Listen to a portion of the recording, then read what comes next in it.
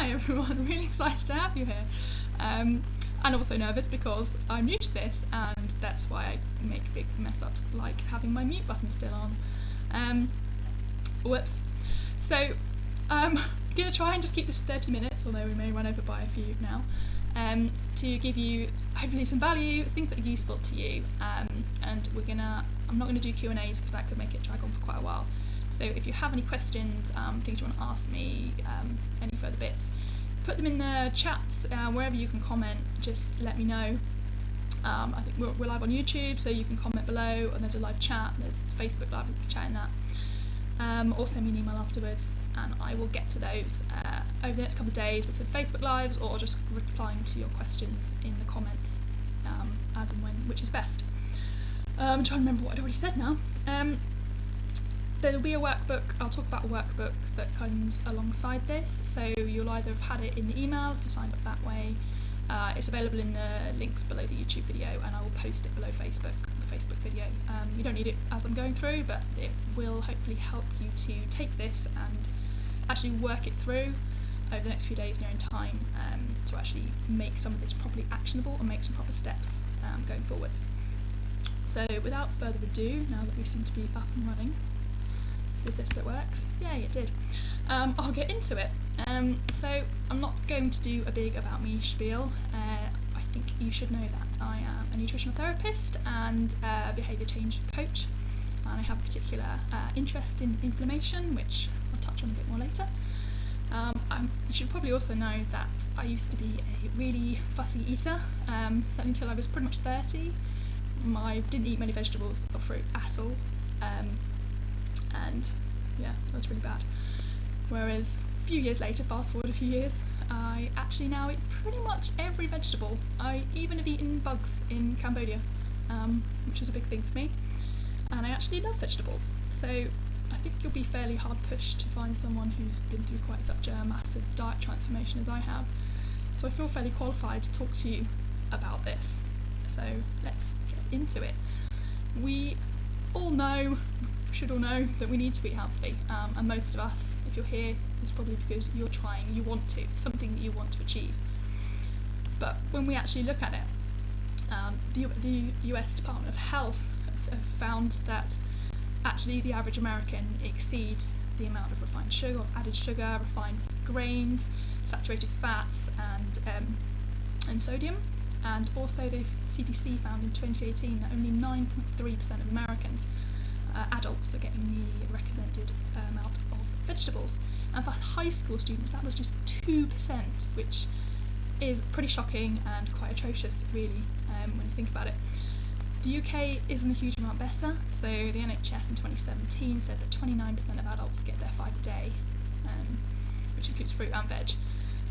But it actually showed that our shopping trends are for less leafy green vegetables and for less fish, which implies that our diets are possibly getting worse here in the UK, which is really not good news. Although apparently white bread is on the massive decrease, so yay to that. All of this comes against a backdrop of more and more chronic health diseases, so heart disease, Alzheimer's, cancer, diabetes. These things are all massively on the rise. And diabetes in particular has doubled apparently in America in the last 5 years, which is a phenomenal increase. So, excuse me, the question really is, in the face of, we are told so much more these days than we used to be, that we should eat healthily. There's government initiatives all over the place, there's so much information, all the little colour things on your food telling you that you should eat better, and yet we still don't, even after all of this. So the real question is why? And some of you may know why. Let's just go through some of the sort of main ones. So it could be education. Maybe you don't know what you should be eating, you don't know what counts as healthy. Is it low calories, is it low fat, is it low sugar? What should you be doing? And there's a huge amount of conflicting information out there on the internet now, and it's difficult to know what comes from a proper source and what's just coming from some old random that doesn't know what they're talking about. So in the face of that, it's very easy to just stick to what you know and go with the easy route. It's also, there's a perception it takes a long time, it takes more time, and we're all very time strapped. these days that we think it takes a long time to prep healthy meals and to plan them. And then lately, this has been obviously a big one lately with all the uncertainty around the coronavirus and the lockdown. If you're feeling stressed, if you're feeling tired, if you're not feeling very well, which is unfortunately a bit of a vicious cycle, you tend to resort to the foods and the things that you know and that you love. So it's harder to really start trying to branch out, which is really about sort of instant gratification, that wanting it now rather than that possible benefit, that thing that you might get if you don't have it, that intangible thing. We're also really great at procrastinating. Very rarely has probably any of you ever said, I'm going to start eating healthily now. We always say, I'm going to do it on Monday. And quite often Monday comes and we find some reason it didn't really work on Monday, so we'll just start the next day or next week. We're really guilty of that one. Especially because it seems like such a big thing often with change, because we often take on way too much and try and do everything once. So we say, I'm going to eat healthily, which we just plan to do all of it in one go on one day. It's not achievable. You're never going to stick to it. Children can be seen as a bit of a barrier because people think that they won't eat vegetables because they make a bit more of a fuss about it. And then the more and more that we try and fail, we give up. We feel like we'll fail again, so we don't try as hard. Okay, so I don't know if any of those resonate with you. I certainly can say that pretty much every single one of those has, I can put my hand up to at some point and have affected me. I'm going to have a quick drink, have a little think if any of those have affected you, if you think that any of those resonate with you, and I'd love you to drop them in the chat. And I'm not sure if it's working on YouTube, but if you can, chat and let me know, because I'd love to know. I'll have a quick drink.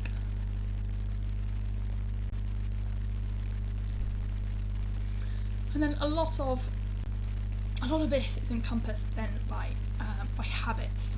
So then we're talking about eating habits, and just to be really clear, a habit is basically an action without thought. So this is the result of the brain trying to be efficient and trying to help us out in the face of so many decisions that need to be made all the time. So if you have a problem, have a trigger, so say you're hungry in an afternoon, you go to the kitchen and you see what's there. You find some biscuits, you eat those. Not only do you generally enjoy biscuits, so that's a positive, but also you probably don't feel so hungry afterwards. So as far as your brain's concerned, tick, whatever was mission accomplished. So next time it's easier for it to go and to take that option. And the more you do that, and the more you get this positive feedback loop, if the response to the trigger satisfies it, then you'll get this positive feedback loop, and the more you do it, the less you think about it, till it becomes so automatic that you're not even thinking about it, which is why habits are so hard to break, because it's very hard for you to interject because you don't even know that you're doing it half the time. And so what happens is, over our lives we tend to accumulate bad habits rather than losing them or solving them, because they don't tend to go away by themselves. So this all sounds pretty doom and gloom, sounds like we're all destined to fail forever, and I just really want to say, don't despair. Totally, change is possible. People change all the time, and I am one of those people. I've totally turned my diet around, so I can definitely say it is possible. You just have to know the right way to do it. You have to have the right process in place. You need to know the right way to go about making a change, and ideally have some good support in there with you as well. But it's totally doable. So let's move on to the more positive sort of stuff, and looking at how we can make this happen. How you can go about being more successful with your change processes. So when we're thinking about changing habits, there's sort of two things you might want to change, and one of them might be to get rid of your bad habits, and one of them might be to make new good ones. So if we start with bad, first we have a little process here, and the workbook's got sort of steps for all of this, so you can work through this yourselves. First of all, simple one, work out what bad habits you have. Think about them, identify them, call them out. And then secondly, be more mindful of them. So when they're happening, try to notice it and try to think, what's the trigger? Why are you doing it? What is the trigger that behaviour that is trying to satisfy? Is it boredom? Are you genuinely hungry? Are you even hungry this time? Or is it just purely out of habit that you're doing it? And write that down. Call it out. Become more aware. And then the easiest way it's very hard to break a habit, to just totally stop doing it. So the easier thing to do is to bring in a replacement activity. So do something different. So going back to the sort of biscuits, because biscuits, I'll mention biscuits and chocolate a lot because they're kind of my kryptonite. I eat all the vegetables in the world, but I still eat biscuits and chocolate.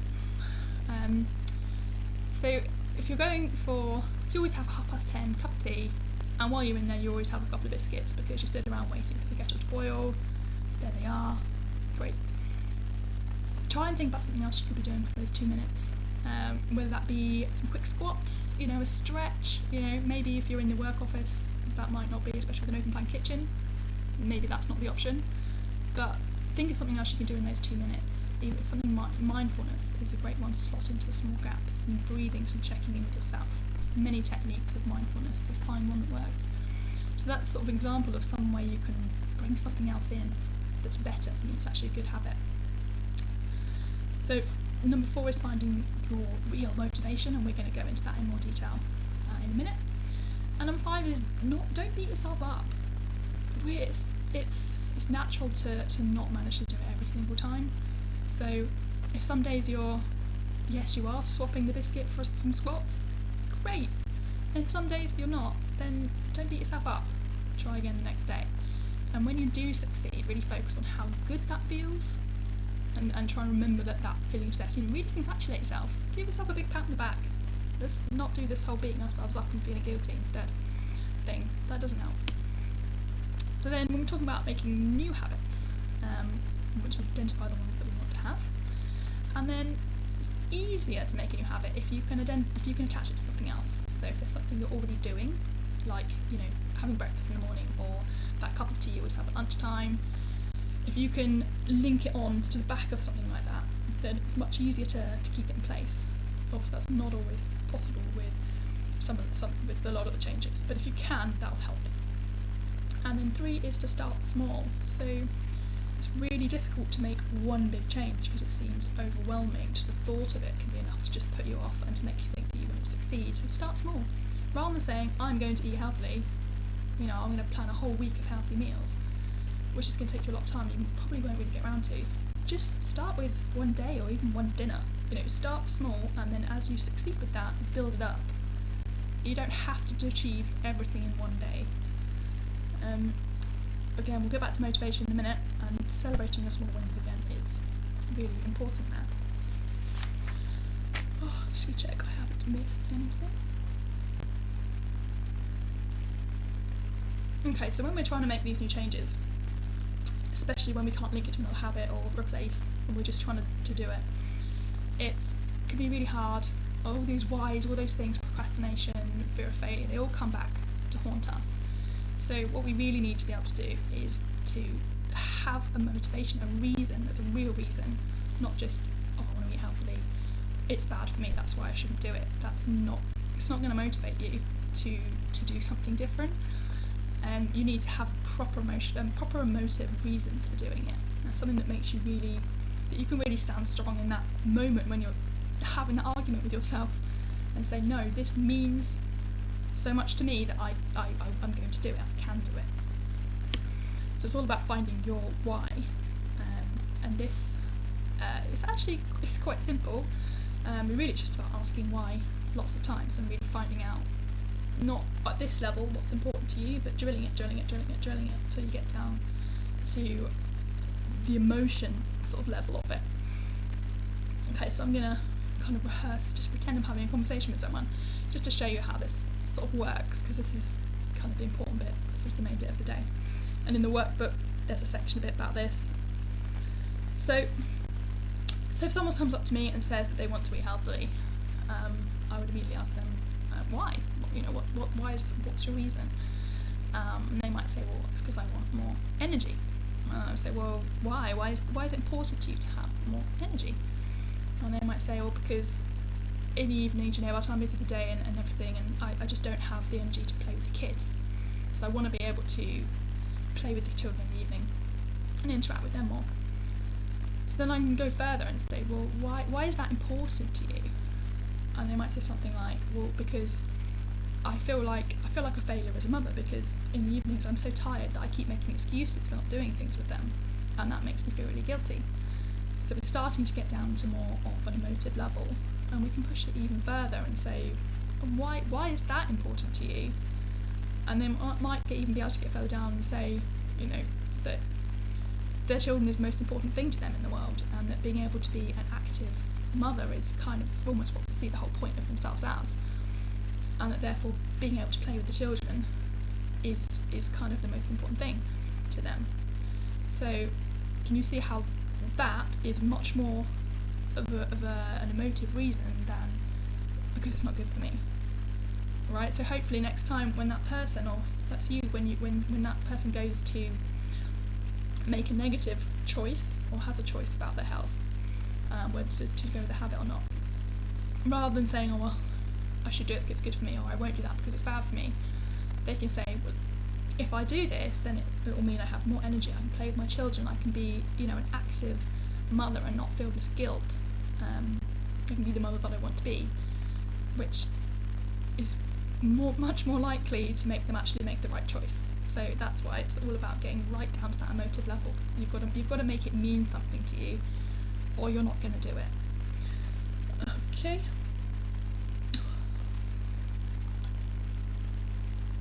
So, just to help you, some of you may be quite already thought what your why is. I would encourage you to go and have a chat with someone and to work this through with someone else, basically, because if you do it with yourself, you tend to not drill down far enough, and you tend to say, oh, I know what I mean, you know, you don't really get right down into it, whereas if you've got someone else who keeps asking you why until there is no more why, you're more likely to get to the proper one.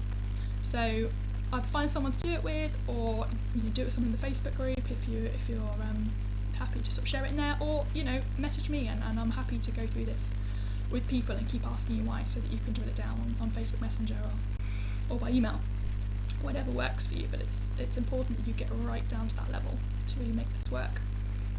And to help you think of some things, I'm going to go through just a bit of a recap really about what healthy eating gives you, so that maybe that'll jog some thoughts about your whys.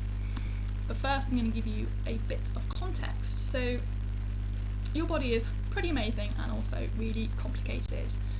There are billions upon billions of chemical reactions every second in our bodies, and they need certain chemicals to happen, and we mostly get these from food. So if we're missing foods from our diet, then we're missing nutrients and we're getting improper reactions. It's not going to work properly. So think of it like baking a cake, particularly a bit like baking a cake during the lockdown period, when trying to get all your ingredients was actually really quite difficult. So you tried experimenting with some random things. So some of the swaps you made probably made quite a nice cake, right? You could change the ingredients and it was okay. And some of the things you may have tried to do ended up in just an epic baking disaster. You never really quite knew. So it's a bit of a gamble, wasn't it, really, in terms of whether the cake came out okay or not when you don't put the right ingredients in. And given that these reactions, or these chemical reactions, govern the way that we look, the way that we think, and the way that we feel, it's really important that we aren't gambling with the outcome of all these reactions, that we're putting the right stuff in to really help ourselves. And when we do that and we provide our bodies with the right nutrients, we can have a healthy body weight, clear skin, strong hair, strong nails, which really helps with our self-image, so that we feel better about ourselves and actually generally treat ourselves better, have more respect for ourselves quite often when we feel like we look good. So that's a real positive. It can also, it's been shown to massively reduce diseases, chronic health conditions like heart disease and cancers, so it can really help reduce your future disease levels. Because if you think about it, it's these missing reactions that are causing problems and causing our organs and things in our bodies to not work properly. We can also make a huge difference for our children. So if you think about, if your children grow up eating healthily and they're getting all the nutrients they need, they're going to do better at school, puberty should be easier for them. And if they grow up with a good relationship with food, knowing how to eat healthily, they take that for the rest of their lives, and they can forever then eat without stress, which is quite a massive thing to give them, really, pretty awesome gift. You can make, once you're actually eating healthily and it's working, you can eat pretty much without stress and without guilt, because you kind of can't overeat on really healthy foods. And you're not constantly thinking, should I have this, can I have this, how much of this should I have, what calories are in this. The stress goes away, and even when you have something that's, you can have a takeout, you can have some chocolate or something like that without guilt, because it's fine. You don't have to be eating perfectly every second of the day. You just know that, potentially if you do it lots, you're causing trouble. So the other things that this is going to give us by having these good reactions is more energy, because we can process those, the fats, the proteins and the carbs. We can actually turn them into energy efficiently with the minerals and vitamins that we need. We'll have better mental health, because all those chemicals that our brains need to be healthy can be there. And we'll have a fully functioning immune system. If all those, it's really important, vitamins and minerals in your immune system. And if that's working, we'll be less ill, and also we'll have less chronic inflammation, which is a big one for me. So again, hopefully that, if you have a little think about those, and maybe some of them resonate with you and you think that's something that I really, really want for myself. Again, if you wanted to drop some in the chat, because again, I'm really interested to know what sort of resonates most with people. While I have another drink.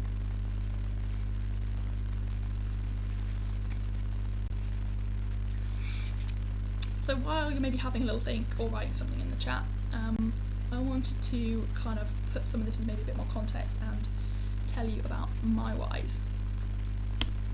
So my first one really was these two little people on the left, Evie and Adam. So as I said before, I had kids, I really didn't eat many vegetables. We were talking like broccoli, carrots, sweet corn, peas, apples and grapes and beetroot, I think. And that may have pretty much been it. And after having the children, I knew that I didn't want them to grow up eating like I did, because not eating so many foods was such a pain, and meal times were stress, and I just didn't want that for them. So I knew I had to start eating vegetables, and so we did. That was enough for me. My children's health was enough to motivate me in that time, when it hadn't been enough. My health hadn't been enough for 30 years, but seemingly my children's health was enough for me to get started. So mostly that was at weekends, because the kids were eating in breakfast club and after school club in the week. But at the weekends we started eating more, we were feeding them vegetables. We actually did improve our diet to some extent. But it was actually my health in the end that caused that really, I get my health, and I guess in a way it also ended up being for the kids as well. The picture of me on the right, that's after I had the kids, my health just went rubbish, and I ended up with literally a new condition every year. I ended up with about 25 of them in the end, which is just stupid, and they all seem totally unlinked. And the worst was my guttate psoriasis, so you can see my lovely acupuncture needles. I was trying some acupuncture because I got a bit desperate, but it was quite good. And I'd just be covered head to toe in these spots for about 6 to 9 months, itchy, painful, and I had 3 outbreaks in 2 years after returning to work after having kids. And they would mean that I literally couldn't pick children up. I couldn't stand to be touched. I didn't want to be around them. I ended up with depression, and I wasn't able to be a good mother during that period of my life. And when I got a 3rd outbreak, and I got more drugs, and they gave me methotrexate, which is anti-cancer drugs. We're talking like serious stuff. And there was no prospect of it getting any better. It was just getting worse. That was at the point when I said, no, there has to be one thing. I can't have 25 different unlinked conditions. There has to be one thing that's wrong with me that's making any of this happen. And so I researched, and I discovered, I eventually came across the fact that my poor eating was leading to a damaged immune system, or like an imbalanced immune system, which was causing massive inflammation. And seemingly all of these things on this list are often caused by inflammation, or have been linked to inflammation, and I had quite a few of the things on this list. So at that point I was faced with the choice of improve my diet, because that's one of the main ways to reduce inflammation, or carry on as I was, being a fairly useless human being really, and certainly not the best parent. So again, some of it was for me and some of it was about being a better mother. Actually, becoming a person that had the energy to interact with my kids, that had the mental health to be able to interact with the kids, to play with them, to be able to just hug them and cuddle them without wanting to cry from pain. So that's my whys, and that ended up being quite a long spiel about me in the end, which I said I wasn't going to do. But I hope that, I did it because I want you to see that when you get into your why, when you have a proper emotive reason, you really can make change. Hopefully yours will never be, or won't be quite as severe as mine. But having that motivation, you can really accomplish a lot. I also just kind of want to get it out there to people that even if your health's really crud, there is hope, there is potential for things to get better. And also to teach you a bit about inflammation, because before I found this out, I had no idea. I thought inflammation was arthritis, autoimmune diseases, and kind of a swollen ankle when you twist your ankle, mosquito bites. I didn't realise that chronic inflammation in your body was something that so many of us suffer from. It causes so many different conditions. This is just a short list, and was something that could actually be solved quite easily with some lifestyle and diet changes.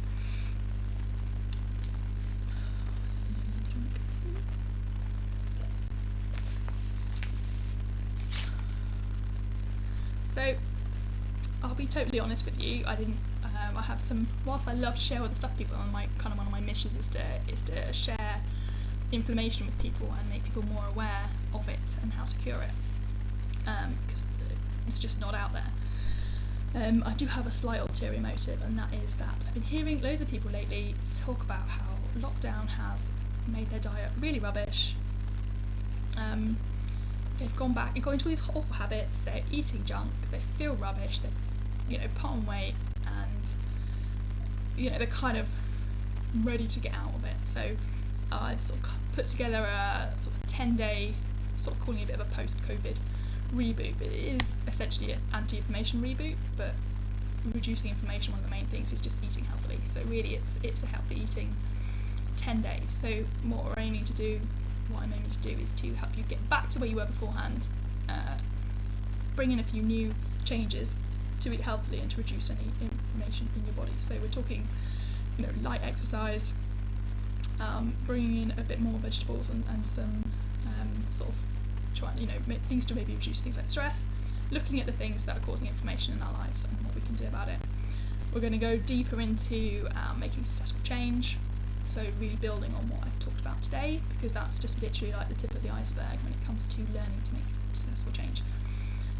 And there'll be support, there'll be a group of us. We're going to try and make it fun in the Facebook group. There's a date, so we can't procrastinate, so it runs from X to Y. So if you're looking to just get back into some healthy eating, get some new habits, make the first few steps towards healthy eating and do it successfully, so that you can feel like you've got the support here to do it. I'm running a 40% discount for the first 10 people that sign up. One has gone, so there's 9 slots left, and I would love it if you could join me. And I think that's basically our 30 minutes pretty much up. Didn't do too bad with the 3 minutes on the start or 5 minutes of totally messing up the start. So if you have any questions, if you have anything you want to follow up on that, let me know in the chat, email me, message me on Facebook Messenger. Just let me know, I'll get back to you. All the links for any of this, the reboot, my other services I offer, if you feel like actually when you find your why, you really want to get into this and you're like, I need to change my diet, I need to improve and I need some help, and you liked what I had to say, you can we could do a 30-minute just a free call just to figure out how it all goes, how it could work, or you can check out my website, and also you can link with me, and all those links will be posted pretty much everywhere, so don't worry about them for now. But I hope that helped you, and hopefully working through the workbook will let you really kind of put some of this into action. And I hope you have a lovely evening, and hopefully we can speak again soon. And thanks for listening. Good night.